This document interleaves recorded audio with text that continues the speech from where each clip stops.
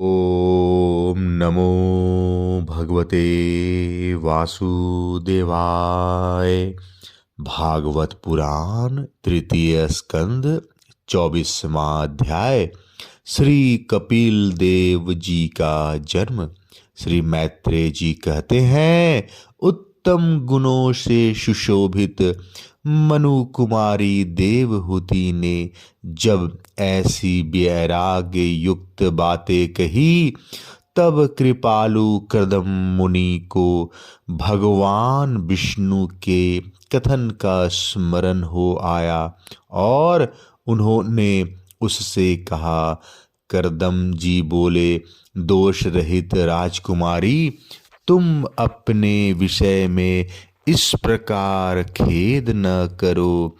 तुम्हारे गर्भ में अविनाशी भगवान विष्णु शीघ्र ही पधारेंगे।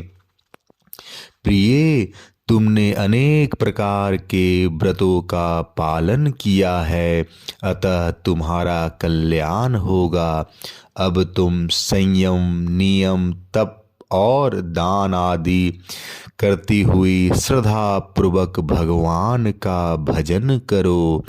इस प्रकार आराधना करने पर श्री हरि तुम्हारे गर्भ से अवतीर्ण होकर मेरा यश बढ़ावेंगे और ब्रह्म ज्ञान का उपदेश करके तुम्हारे हृदय की अहंकारमयी ग्रंथि का छेदन करेंगे। श्री मैत्रेय जी कहते हैं, विदुर जी, प्रजापति कर्दम के आदेश में गौरव बुद्धि होने से देवहूति ने उस पर पूर्ण विश्वास किया और वह निर्विकार जगत गुरु भगवान श्री पुरुषोत्तम की आराधना करने लगी। इस प्रकार बहुत समय बीत जाने पर भगवान मधुसूदन कर्दम जी के वीर्य का आश्रय ले उसके गर्भ से इस प्रकार प्रकट हुए, जैसे काष्ठ में से अग्नि। उस समय आकाश में मेघ जल बरसाते हुए गरज गरज कर बाजे बजाने लगे, गंधर्व गण गान करने लगे और अप्सराएं आनंदित होकर नाचने लगी। आकाश से देवताओं के बरसाए हुए दिव्य पुष्पों की वर्षा होने लगी। सब दिशाओं में आनंद छा गया। जलाशय का जल निर्मल हो गया और सभी जीवों के मन प्रसन्न हो गए। इसी समय सरस्वती नदी से घिरे हुए कर्दम जी के उस आश्रम में मरीचि आदि मुनियों के सहित श्री ब्रह्मा जी आए।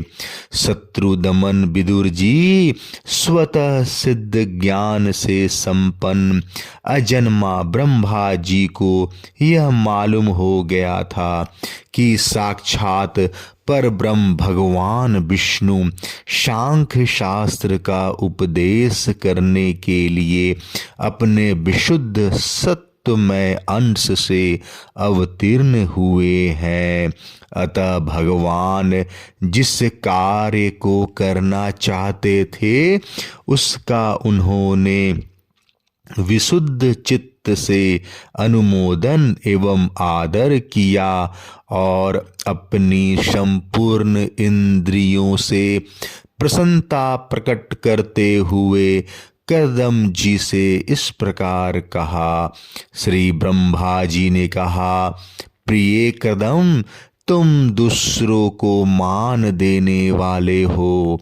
तुमने मेरा सम्मान करते हुए जो मेरी आज्ञा का पालन किया है, इससे तुम्हारे द्वारा निष्कपट भाव से मेरी पूजा संपन्न हुई है। पुत्रों को अपने पिता की सबसे बड़ी सेवा यही करनी चाहिए कि जो आज्ञा ऐसा कहकर आदर पूर्वक उनके आदेश को स्वीकार करे। बेटा, तुम सभ्य हो, तुम्हारी ये सुंदरी कन्याएं अपने वंशों द्वारा इस सृष्टि का अनेक प्रकार से बढ़ावेंगी। अब तुम इन मारीच आदि मुनिवरों को इनके स्वभाव और रुचि के अनुसार अपनी कन्याएं समर्पित करो और संसार में अपना सुयश फैलाओ। मुने, मैं जानता हूँ जो संपूर्ण प्राणियों के निधि हैं, उनके अभीष्ट मनोरथ पूर्ण करने वाले हैं। वे आदि पुरुष श्री नारायण ही अपनी योग माया से कपिल के रूप में अवतीर्ण हुए हैं। फिर देवहूति से बोले, राजकुमारी, सुनहरे बाल, कमल जैसे विशाल नेत्र और कमलांकित चरण कमलों वाले शिशु के रूप में कैटवासुर को मारने वाले साक्षात श्री हरि ने ही ज्ञान विज्ञान द्वारा कर्मों की वासनाओं का मूलोच्छेदन करने के लिए तेरे गर्भ में प्रवेश किया है। ये अविद्या जनित मोह की ग्रंथियों को काट कर पृथ्वी में स्वच्छंद विचरेंगे। ये सिद्ध गणों के स्वामी और सांख्याचार्यों के भी माननीय होंगे। लोक में तेरी कीर्ति का विस्तार करेंगे और कपिल नाम से विख्यात होंगे।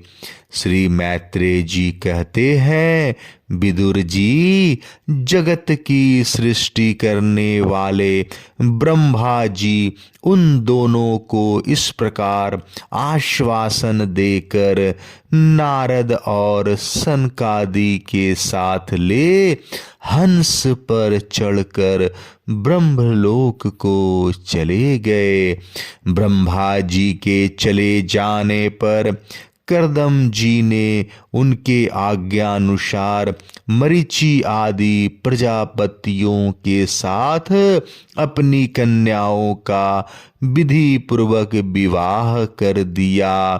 उन्होंने अपनी कला नाम की कन्या मरीचि को, अनसुईया अत्रि को, श्रद्धा अंगिरा को और हविभूर्व पुलस को समर्पित की।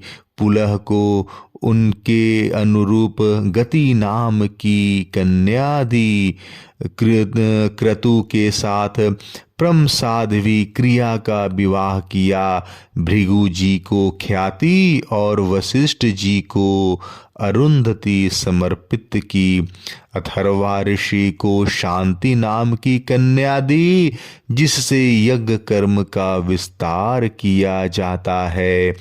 कर्दम जी ने उन विवाहित ऋषियों का उनकी पत्नियों के सहित खूब सत्कार किया।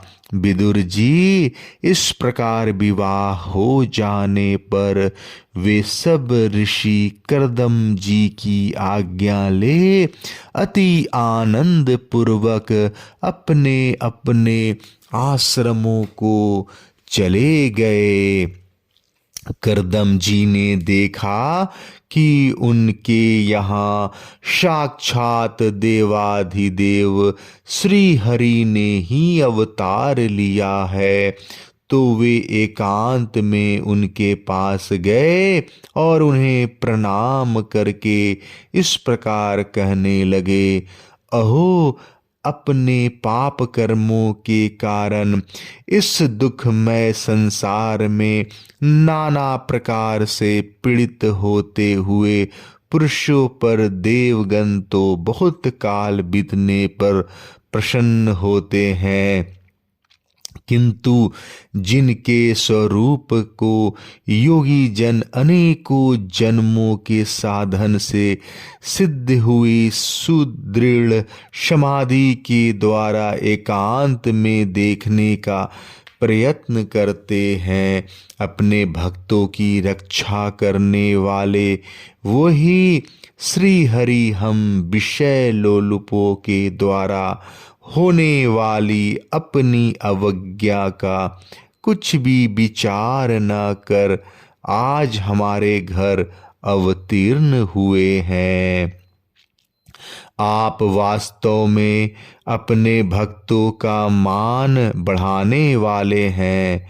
आपने अपने वचनों को सत्य करने और सांख्य योग का उपदेश करने के लिए ही मेरे यहाँ अवतीर्ण लिया है।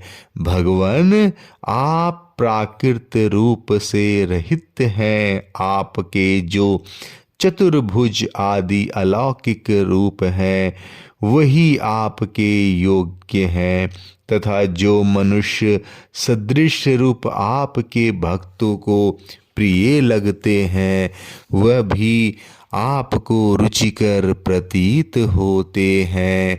आपका पाद पीठ तत्व ज्ञान की इच्छा से विद्वानों द्वारा सर्वदा वंदनीय है, तथा आप ऐश्वर्य, वैराग्य, यश, ज्ञान, वीर और श्री इन 6 ऐश्वर्यों से पूर्ण है।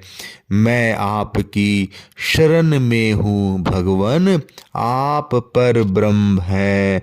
सारी शक्तियाँ आपके अधीन है।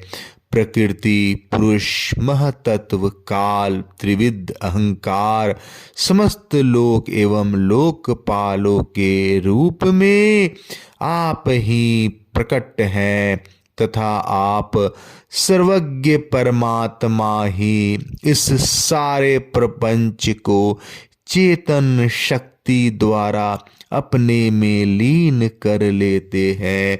अतः इन सब से परे भी आप ही हैं। मैं आप भगवान कपिल की शरण लेता हूँ।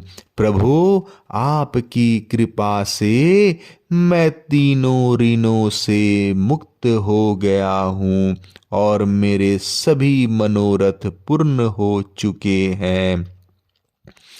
अब मैं संन्यास मार्ग को ग्रहण कर आपका चिंतन करते हुए शोक रहित होकर विचरूंगा। आप समस्त प्रजाओं के स्वामी हैं, तब इसके लिए मैं आपकी आज्ञा चाहता हूँ। श्री भगवान ने कहा, मुने, वैदिक और लौकिक सभी कर्मों में संसार के लिए मेरा कथन ही प्रमाण है। इसलिए मैंने जो तुमसे कहा था कि मैं तुम्हारे यहाँ जन्म लूँगा, उसे सत्य करने के लिए ही मैंने यह अवतार लिया है। इस लोक में मेरा यह जन्म लिंग शरीर से मुक्त होने की इच्छा वाले मुनियों के लिए आत्मदर्शन में उपयोगी प्रकृति आदि तत्वों का विवेचन करने के लिए ही हुआ है।